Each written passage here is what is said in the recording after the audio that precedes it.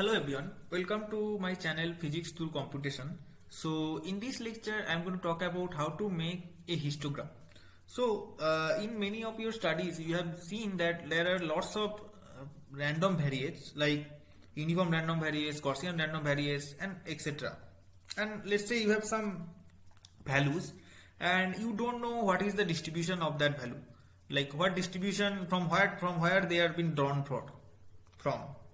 So what you have to do to know that is basically to plot a histogram.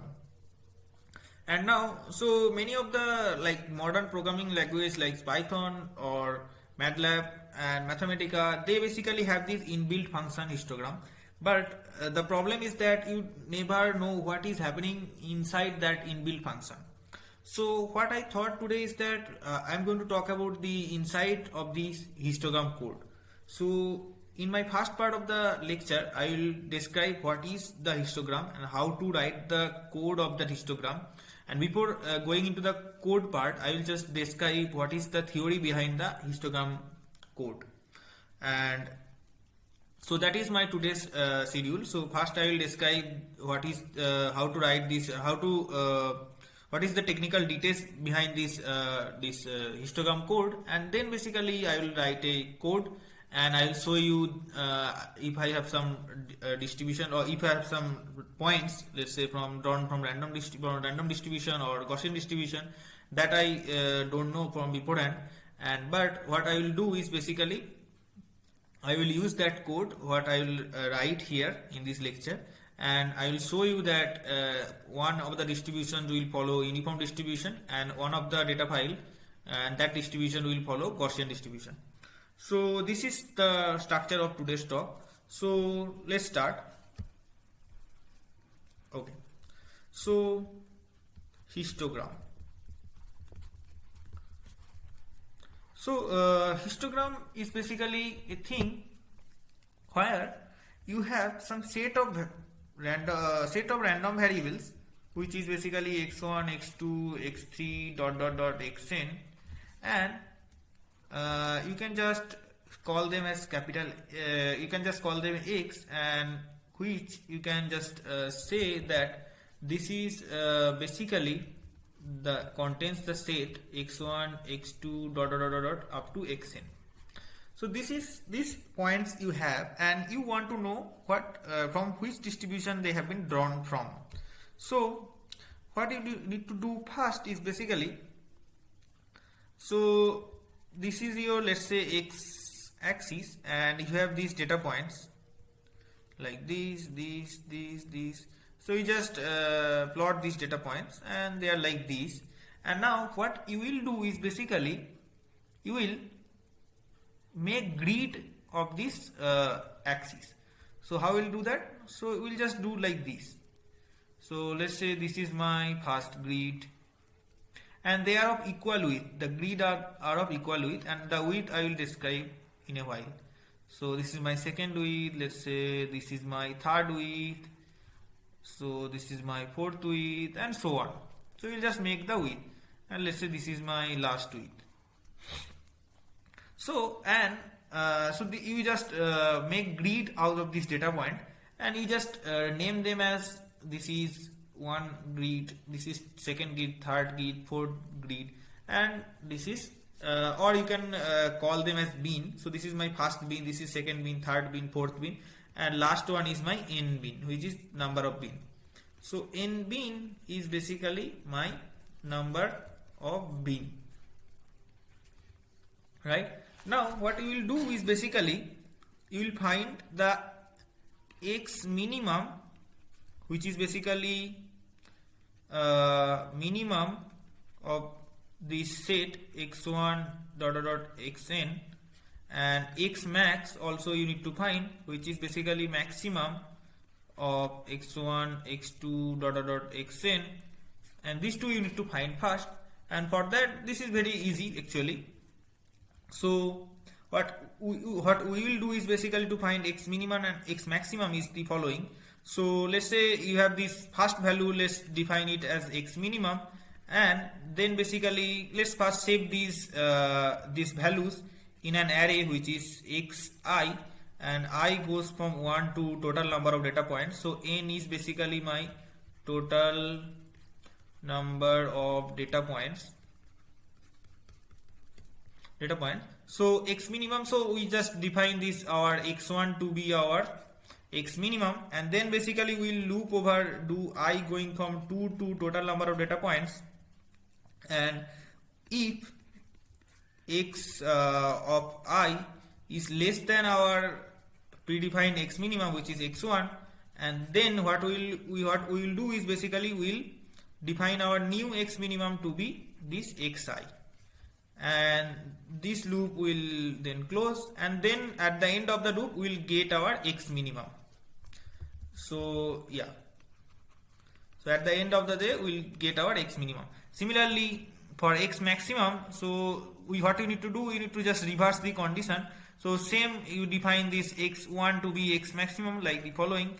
So x1 to be our x maximum, and then what we will do, we'll loop over all the data points from second data points to n data points, n number of data points. So it is if xi is greater than x max, so then what we will do is basically you will just you don't need to write then also here. So you just then you will do is basically, or your new x max is basically xi and x of I, and then basically you close this loop, and then you will at the end of the loop you will get your x max.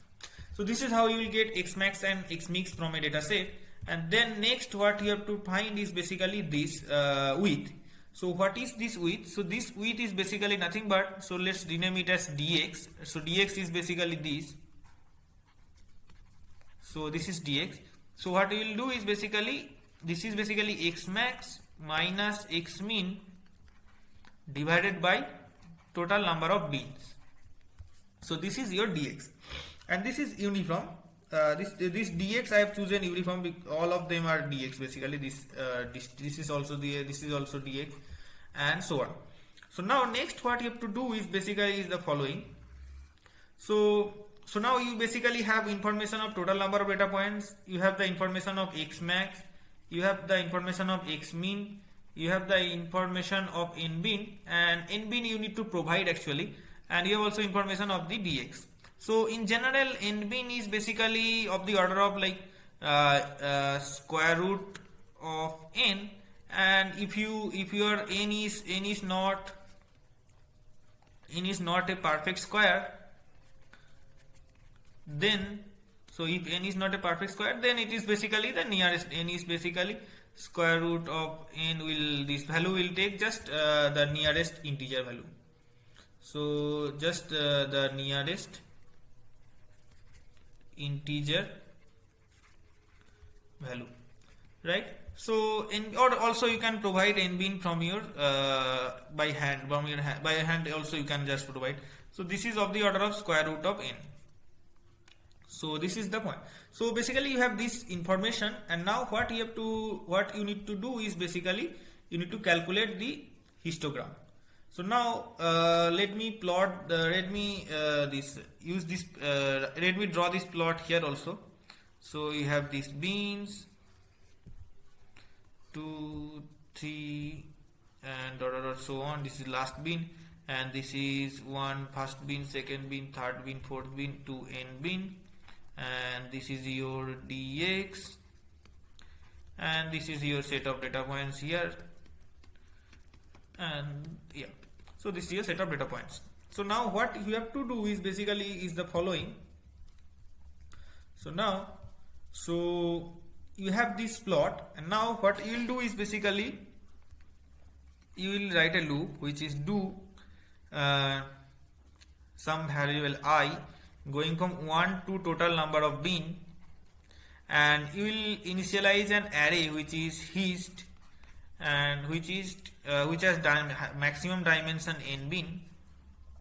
So this you define as to be 0.0, and you start with 0, and then basically what you will do is basically you will loop over total all bin, and then you will have to write another loop which is the loop over the data points, which is j going from 1 to n. And now what you will do is basically is the following. So if So if your xj, because j is the loop over the data point, so if your xj is less than x minimum plus I dx, and if your xj is greater than equal to x minimum plus I minus 1 into dx, so then you will increase this hist of I, which is the loop over the bin, by an amount 1. So why you will do that? Because, so you can see from this picture, so if a data point is in this particular bin, then basically you will increase the value of that particular bin to be by 1. So if your first data point is in this range, so this range is nothing but is basically the following. So first this first will go from x min to x min plus dx, and then second will go from x min plus dx to x min plus 2 dx, and third will, and so on, and it will be in an interval like it will be an interval dx. And if your last before bin will be x min plus this n bin into dx, and just before n bin it will be n bin minus 1, and so on, and this length is dx all over. So this is your first, second, third, fourth, and so on. So this is how we are doing. So if a data point is in this range, then we'll increase the index of first bin to be by 1, and if it is in this range, we'll increase the index of second bin to by 1, and so on, and we'll search for all these data points in this j variable. And then we basically close this if loop, and then we'll close this do loop of this and then again we'll close this end loop for the n bin loop. So now we got all the data points which are in this array hist, and now what you will have to do is basically you have to normalize it. So for that, what you will do, you define a sum variable to be 0, and you will sum over all the bin, which is n bin, and now you have this hist data occupied with all numbers, and you will just do is sum equal to sum plus hist of I and n do, and at the end is basically normalized hist of I is basically hist of in this do loop, hist of I equal to hist of I divided by sum, and now it is basically your normalized data points. So now after the normalization, what you need to do is basically you need to write the data file in a file. So do I going from n bin, and so then basically write in a file which is some, let's say 13 comma star, and you will write x min starting from the first bin and then hist of I, which is the normalized histogram, and then n do. So this basically take care about the what binning you need to choose and take care about the all the bins, because x min plus n bin into dx, and this is your basically x max. So it will go all over from x min to x max. So that basically takes care about the n bin thing. So now let's have a look on the code part, and I will just follow whatever I have written here in theory part in my code part. And in this plot, in this data file, what you will see is basically the x values what you have earlier, and then the distribution or the number of occurrence of them in this hist data file. So you will get some distribution like, so you will get some distribution like the following. So like this, you can just get a Gaussian distribution, you can just get a uniform distribution, and so on. So now let's move on to the code part.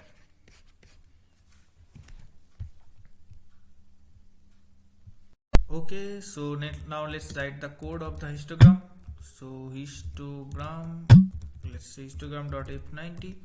So now let's write. So first you need to write program, let's say histogram, histo, let's say, then the most importantly implicit none.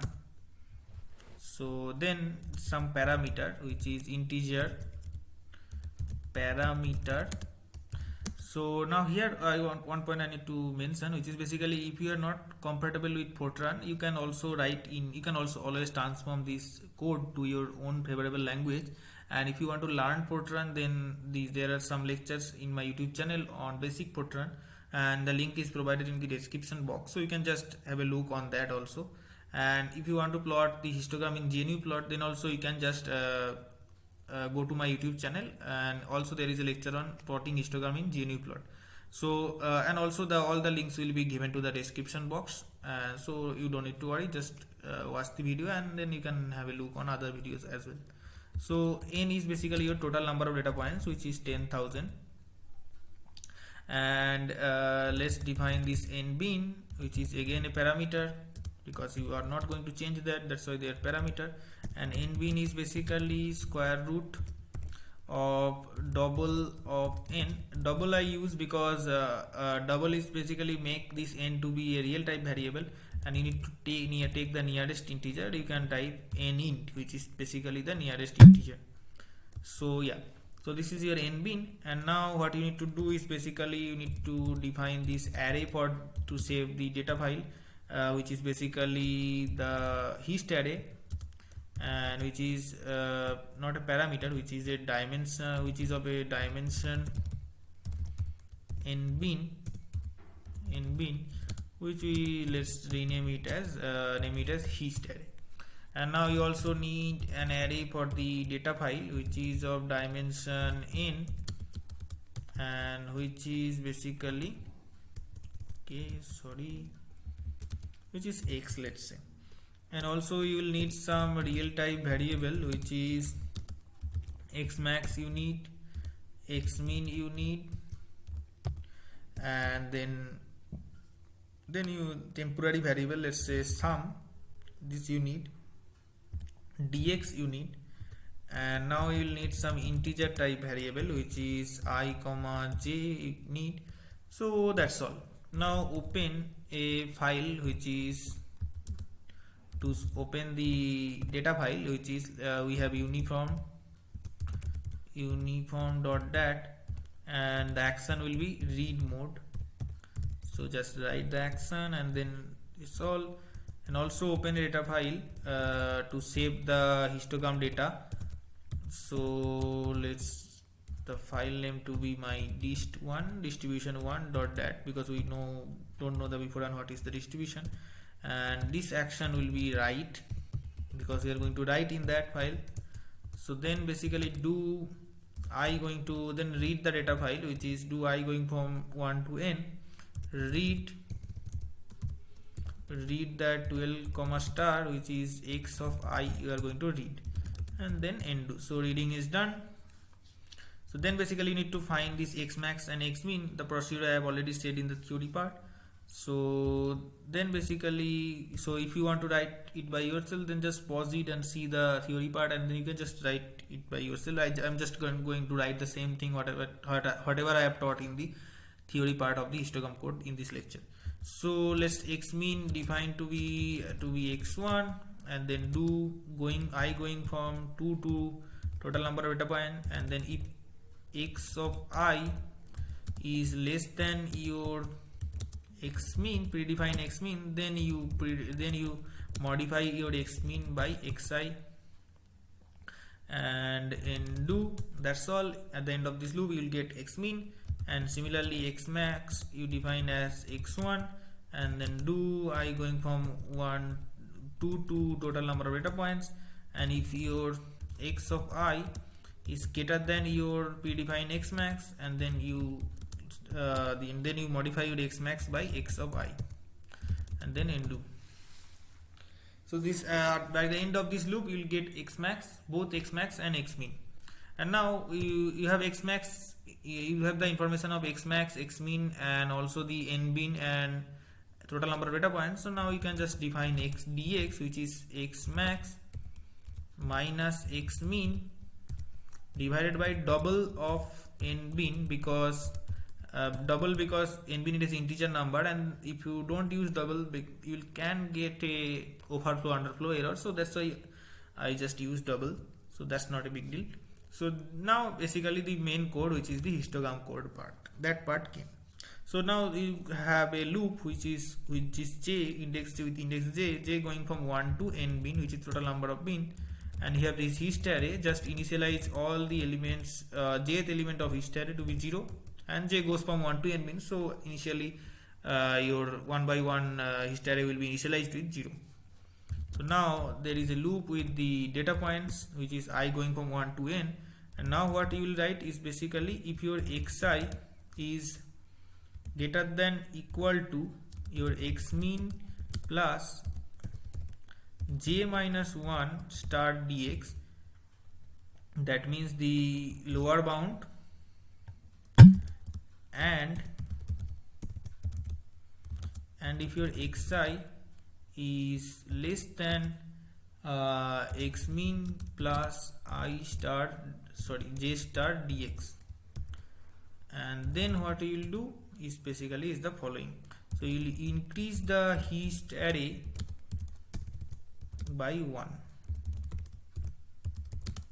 hist of j plus 1, right, and then end, and then close the data point loop, close the binning loop. So that's all basically. So this is how this histogram calculation is done. So this part is basically the same thing that I have described, and if it is greater than equal to this and if it is less than x mean, then basically you will just you will just increase the bin by 1, as you can see here. So now you need to do the normalization, for which you need to define a variable which is to be initialized to be 0, and do I going from 1 to n bin now, because we have n bin number of bin, and sum is equal to sum plus hist of I, and end, and at the end of this loop is basically hist equal to hist divided by double of sum. So that's all, your data is now normalized. Now what you need to do is basically you just need to write the data file in a file. So do I going from 1 to n bin, and then write in that 13 indexed file, and then this point you need to be careful, because you need to take care of this binning. So x min plus idx will include all the bin, and last bin for n bin it will be x max. So then hist of I, so then end, and then end your program. That's all. So this is how a histogram code can be written, and let's save this by the colon wq and exclamatory sign, and then just run this code. Okay, there's always error expected, and let's see where is the error. So we have missed somewhere a loop or something like that. So let's see where we missed that loop. Okay, so this will be end only, because end program. Okay, so that's all, and now just run this code. It's running. Okay, then ls minus ltr, you can see dist1 is created, and let's view this dist1. You can see the numbers. So that's all. Let's visualize it. So yeah, so smooth frequency boxes is basically a feature of GNUplot to visualize histogram type of plot. So this all. So you can see it's a uniform distribution, as you can see here, and this is your these values of x, and these are basically the probability distribution, and it is normalized. So next let's open the code and let's try another one distribution, which is I have the data file which is Gauss, and let's rename it as dist2, and it has also 10,000 data points that I already know from beforehand. And now let's run this code, and then this, and then open GNUplot, and then plot. You should see a Gaussian distribution. Let's see.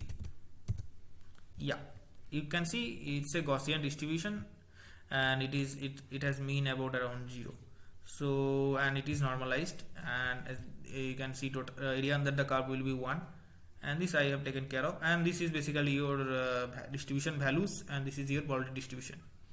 So now this is basically the whole procedure to write a histogram code using this binning idea, and I think now you can write your own histogram code and plot whatever distribution you want, and you can know from this code. So thank you for watching this video. So please like and share the video among your friends, and also among among your colleagues, so that they can know about this channel. And please by subscribing me, you can just support me. So thank you for watching this video, and stay tuned for more videos. So nextly I will upload a video on Ising model, and that will describe. So I'll go ahead with my usual schedule, like first I will describe the theory part, and then I will go to the code. So that actually helps student to understand the theory behind the code, so that nobody explains. So thank you for watching this video, and welcome to my channel if you are new to my channel, and please subscribe if you are a new viewer of my channel. Thank you.